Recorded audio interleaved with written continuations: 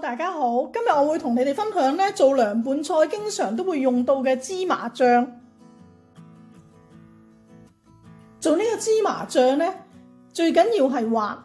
咁另外仲有3個小嘅秘訣，你跟蹤我方法做咧，一定可以做到一個好好味嘅芝麻醬。第一個秘訣咧，就唔好先做定。要臨食嗰陣時先做，因為如果你先做定咧，佢好易反水，同埋咧會一嚿嚿，咁就唔得滑啦。咁第二個秘訣咧，就係麻醬同埋花生醬嘅比例，麻醬4，花生醬1，即係4湯匙嘅麻醬，1湯匙嘅花生醬。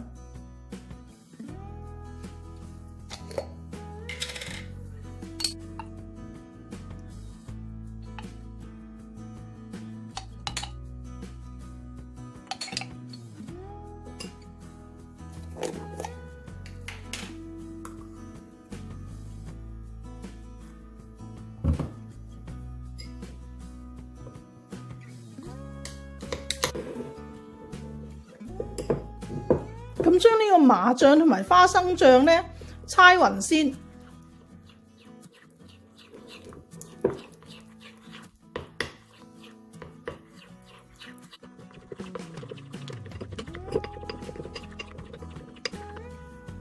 咁搓勻之後加入1湯匙嘅糖，我講錯咗，應該係加入1茶匙嘅糖，1/2茶匙嘅鹽。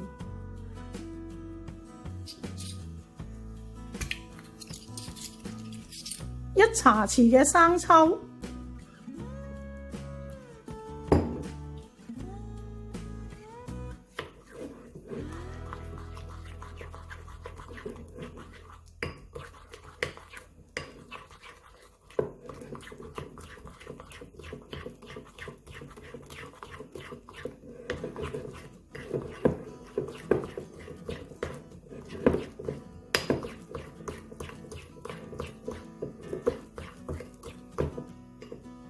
搓下咧，佢就會好結身。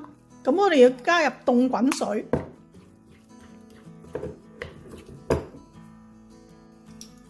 咁第3個竅門咧，我哋就係分多次加入1茶匙嘅凍滾水。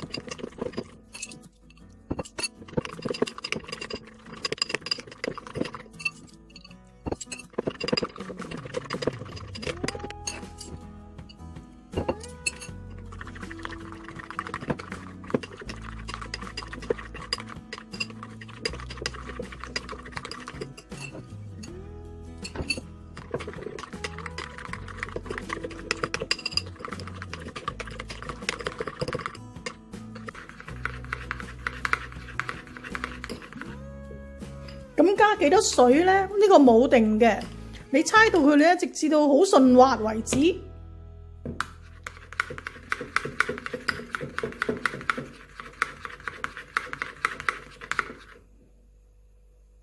咁樣就可以啦。好啦，到最尾咁，我哋落返少少麻油。